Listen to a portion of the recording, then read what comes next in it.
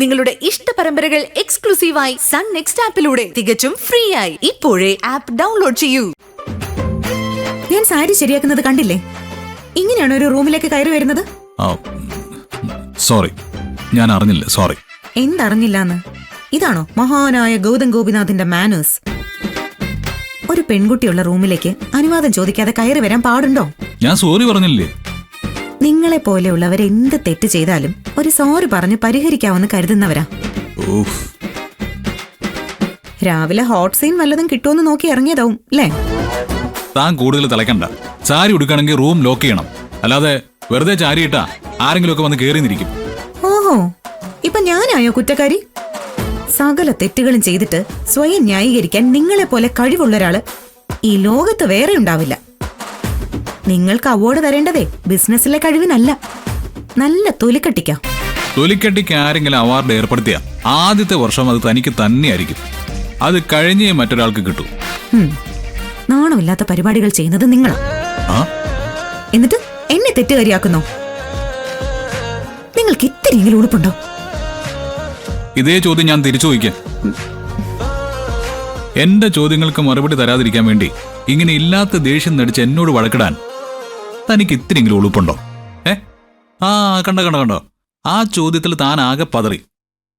ഉള്ളിലെ കള്ളത്തരം ഞാൻ കണ്ടുപിടിച്ചതിന്റെ പതർച്ചയാണത്. പക്ഷെ വിട്ടുതരാൻ ഞാൻ തീരുമാനിച്ചിട്ടില്ല നിധി. ഞാൻ ചോദിച്ച എല്ലാ ചോദ്യങ്ങൾക്കും ഉത്തരം കിട്ടിയിട്ടേ ഞാൻ ഇവിടുന്ന് പോകും. ഇന്ന് സാറിന്റെ വിവാഹമാണ്. സാർ അതിനെക്കുറിച്ച് മാത്രം ചിന്തിച്ചാ മതി. പറ്റില്ല. ഇനിയിപ്പോ മുഹൂർത്തം തെറ്റുമെന്ന് പറഞ്ഞാലും എന്റെ സംശയങ്ങൾ തീർത്തിട്ടേ ഞാൻ ഇവിടെ നനങ്ങൂ. ശിവാനി തന്റെ കസിനാണെന്ന് എന്താ പറയായിരുന്നത്? എനിക്ക് പറയാൻ മനസ്സില്ലായിരുന്നു. എന്നെ ഭീഷണിപ്പെടുത്തി എന്റെ മനസ്സിലുള്ളത് പുറത്തെടുക്കാവുന്ന ആരും കരുതണ്ട. നിങ്ങൾ കൊണ്ടുപോയി കേസ് കൊടുക്ക്. അതിനുള്ള മറുപടി ഞാൻ കോടതി പറഞ്ഞോളാം. നിധി, എന്തിനാ മോളെ ഗൗതമിനോട് ഇങ്ങനെ ശബ്ദമുയർത്തി സംസാരിക്കുന്നത്? നീ ഇങ്ങനൊന്നും ആയിരുന്നില്ലല്ലോ. ഇതേ സംശയം തന്നെ അങ്കിൾ എന്റെയും. ശരിയാ, നിധി ഇങ്ങനൊന്നും ആയിരുന്നില്ല. പക്ഷെ ഇങ്ങനെ ആക്കിയത് നിങ്ങൾ എല്ലാവരും ചേർന്ന് തന്നെയാ. താൻ ഇങ്ങനെ ആയതിൽ എനിക്ക് പങ്കുണ്ടെങ്കിൽ ആ പങ്ക് എന്താണെന്ന് എനിക്കറിയണം. അങ്കിൾ, എന്ത് തെറ്റാ ഞാൻ നിധിയോട് ചെയ്തത്? അത് പിന്നെ മോൻ തെറ്റൊന്നും ചെയ്തിട്ടില്ല. പിന്നെ ഞാനാണോ തെറ്റ് ചെയ്തേ? ഗൗതം, എടാ നീ ഇവിടെ വന്ന് നിൽക്കായിരുന്നോ?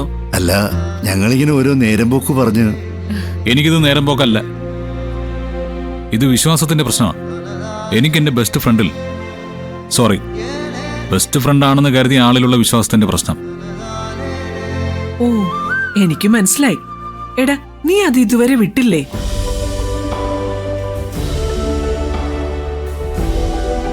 നീ വന്നേ. ഇതിനേക്കാളും പ്രധാനപ്പെട്ട ഒരുപാട് കാര്യങ്ങൾ വേറെ കിടപ്പുണ്ട്. വന്നേ. എടാ വാടാ, വന്നേ, വാടാ ഇങ്ങോട്ട്.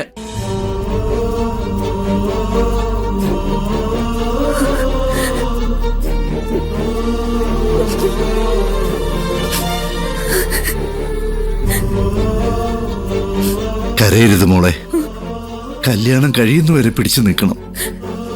അമ്മാവനും ഇപ്പൊ അതാണ് പ്രധാനം. എന്റെ ഫീലിങ്സ് കാണാൻ ആരുമില്ല അല്ലേ?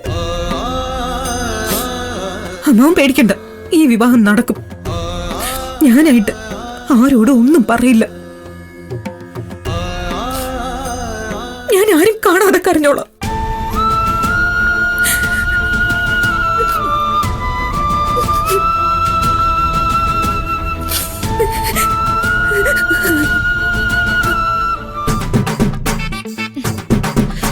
അടിപൊളിയാണല്ലോ.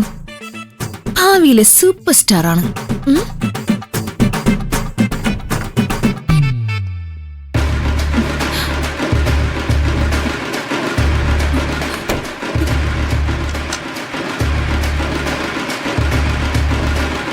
എടാ അമലൻ, നീ വീണ്ടും വന്നോ?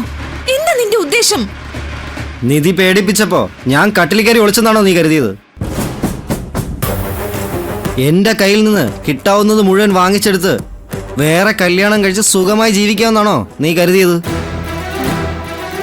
അതിനാണോ നിധിയെ കൊണ്ട് എന്നെ ഭീഷണിപ്പെടുത്തിയത്? അയ്യോ അല്ല അമൽ, നിധി എനിക്ക് കാണുന്നത് തന്നെ വെറുപ്പാ. എടാ അതുപോലെയാണോ നീ? നീ എന്റെ ബെസ്റ്റി അല്ലേ? അങ്ങനെയാണെങ്കിൽ നീ എന്നെ എന്താ വിശ്വസിച്ചിറങ്ങി വരാത്തത്? എടാ ഞാൻ എങ്ങനെ വരും? ഇവിടെ കല്യാണത്തിനുള്ള ഒരുക്കങ്ങളൊക്കെ പൂർത്തിയായി. ഇനി ഞാൻ ഇതിന്ന് പിന്മാറിയ എന്റെ അമ്മ സൂയിസൈഡ് ചെയ്യും അമൽ. എന്ന് കരുതി നമ്മുടെ പ്ലാനിങ്ങിനൊന്നും കുഴപ്പമൊന്നുമില്ല. 1-2 ആഴ്ച കഴിഞ്ഞ് നമുക്ക് ഗൗതമനെ കൊണ്ട് മുംബൈക്ക് പോവാം. UKC സാറിനെ കാണാം. എന്നെ നായികയാക്കുകയാണെങ്കിൽ ഗൗതമന്റെ കയ്യിന്ന് ഒരു 100 crore ഫിനാൻസ് വാങ്ങിക്കാം. നിന്റെ ഫിനാൻസിന് വേണ്ടിയല്ല UKC സാർ സിനിമ എടുക്കുന്നത്. എങ്കിൽ OTT റൈറ്റ്സ് നമുക്ക് പർച്ചേസ് ചെയ്യാം. അതൊന്നും നടക്കില്ല. UKC സാറിന് വേണ്ടത് ഹീറോയിൻ മാത്രമാണ്, അല്ലാതെ ഫിനാൻസ് ചെയ്യാൻ ഒരു ബിസിനസ് പാർട്ണറേ അല്ല. എങ്കിൽ പിന്നെ നമുക്ക് അടുത്ത പടം നോക്കാം. അല്ലെങ്കിൽ എന്റെ സിനിമ ഞാൻ തന്നെ പ്രൊഡ്യൂസ് ചെയ്യാം. ഒലക്കട മൂട്. ഈ അവസാന നിമിഷമെങ്കിലും നീ സ്വപ്നലോകത്തൊന്നും താഴേക്ക് ഇറങ്ങി ശിവാനി. ഗൗതമിന്റെ വീട്ടുകാർക്ക് വേണ്ടത് ഒരു അടിമയാണ്. വിവാഹം കഴിഞ്ഞാൽ ഒരിക്കലും ഒരു കാരണവശാലും നിനക്ക് വേണ്ടി ഗൗതം സിനിമ നിർമ്മിക്കില്ല. നീ സോഷ്യൽ മീഡിയയിൽ പോസ്റ്റ് ഇടുന്നത് പോലും ഇഷ്ടമല്ലാത്ത ആളുകൾ നിന്നെ ഫ്രീ ആയി വിടുമെന്ന് നിനക്ക് തോന്നുന്നുണ്ടോ?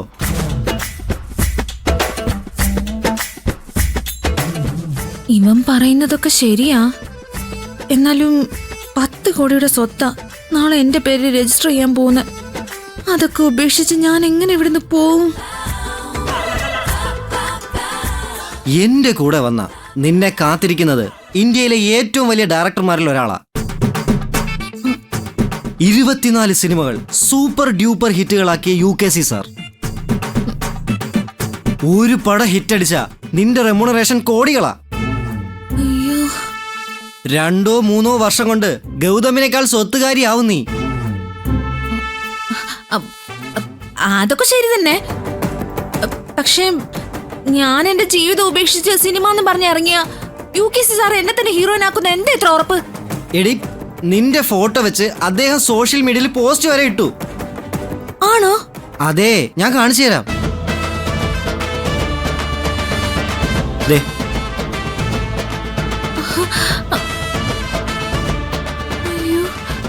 കണ്ടില്ലേ?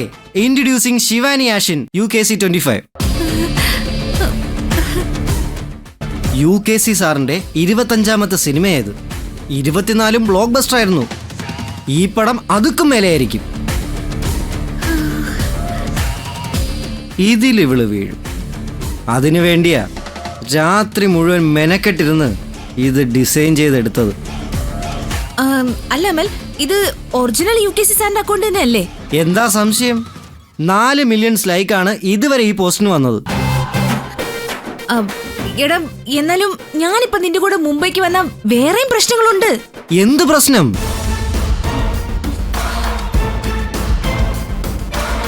മോളെ നിധി, അല്ല ശിവാനിയുടെ അടുത്ത് ആരും ഇല്ലേ? രേണുകയും ചന്ദ്രിക മണ്ഡപത്തിലുണ്ട്. ഞാൻ കരുതി നീ അവളുടെ കൂടെ ഉണ്ടാവൂന്ന്. ഞാൻ ഉണ്ടായിരുന്നു ആന്റി. ബ്യൂട്ടീഷ്യനെ കാണുന്നില്ല എന്ന് പറഞ്ഞ് ശിവാനിക്ക് ടെൻഷൻ. ഞാൻ അവരെ നോക്കി ഇറങ്ങിയതാ. ബ്യൂട്ടീഷ്യനൊക്കെ റൂമിലേക്ക് വന്നോളും. നീ അവളുടെ അടുത്തേക്ക് ചെല്ലും മോളെ. ശരി ആന്റി, ഇങ്ങനെ ടെൻഷൻ അടിക്കാതെ. അവളെ ഒരു മിടുക്കി കുട്ടിയാക്കി ഞാൻ മണ്ഡപത്തിൽ എത്തിച്ചോളാം. പോരെ? ഞാനിപ്പോ ഇവിടുന്ന് മുങ്ങിയ എന്റെ സ്ഥാനത്ത് ചിലപ്പോ നിധി വരും. അവള് ഗൗതമന്റെ ഭാര്യയാവുന്നത് എനിക്ക് സഹിക്കൂല. ഞാൻ പാൻ ഇന്ത്യൻ ഹീറോയിൻ ആയിട്ട് തിരിച്ചു വരുമ്പോ നിധി മഹാദരിദ്രവാസിയായിട്ട് ഇവിടെ തന്നെ ഉണ്ടാവണം. ഉണ്ടാവും. ഗൗതം ഒരിക്കലും അവളെ കല്യാണം കഴിക്കില്ല. അതിനെന്താ ഇത്ര ഉറപ്പ്?